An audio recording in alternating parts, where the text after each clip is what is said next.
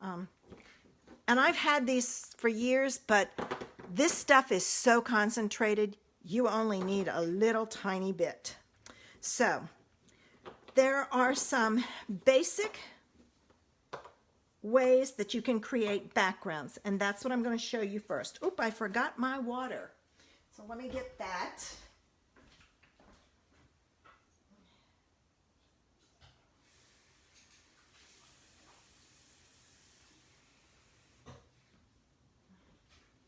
I had my paintbrushes soaking, so I forgot it. Ooh, don't want that to tip over.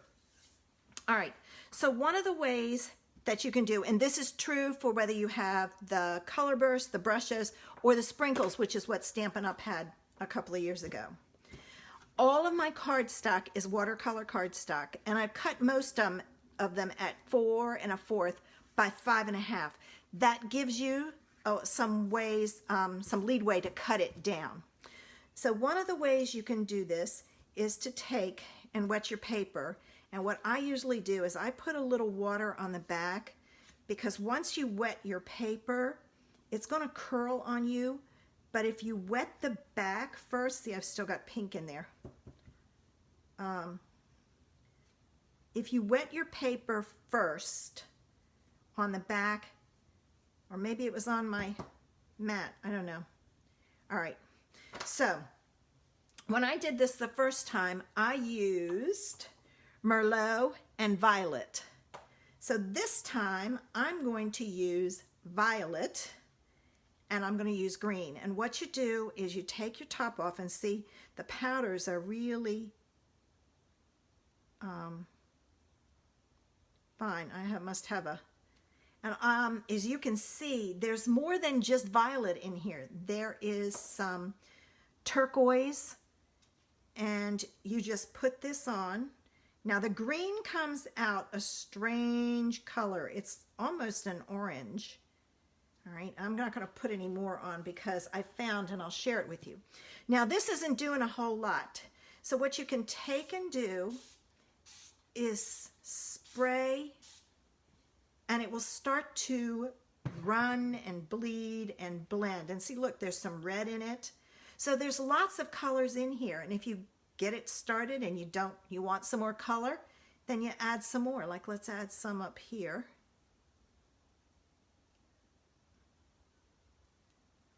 There. This is going to do, because it's a lot there. You want to try to avoid that.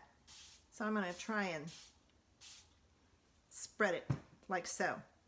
All right, so there's a way, and this is going to look entirely different when it's all dry. Now I have another mat that I've set up over here, and I'm going to move my pieces over here to dry. All right, and I'm going to get inky. There's no way around this. So I'm going to pick this up, and I want it to stay as flat as I can because I don't want it to run too much. All right, now there's a lot of color on here.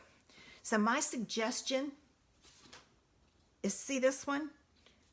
This was all created by doing this with what was left on here. So don't waste that ink. You can do a lot of things with your scraps.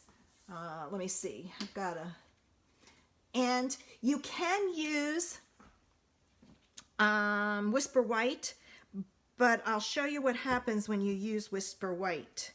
It doesn't bleed. You get, you just get, I don't know what you call it, sprinkles. That's what you call it. You just get the sprinkles.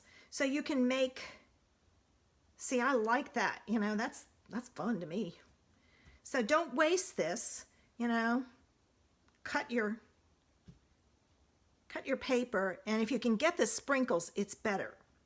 All right, and then this has to dry also. All right, now before I can go on, I need to clean this off, because anything that's left on here, as you saw, is going to come through on your next one. All right, and the next one is, you start with dry.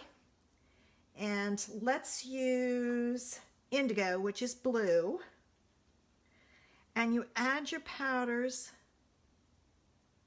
by, with it dry. And as you can see, this is not coming out blue, but I promise you it's blue. And then I'm going to add some green to it. And I did take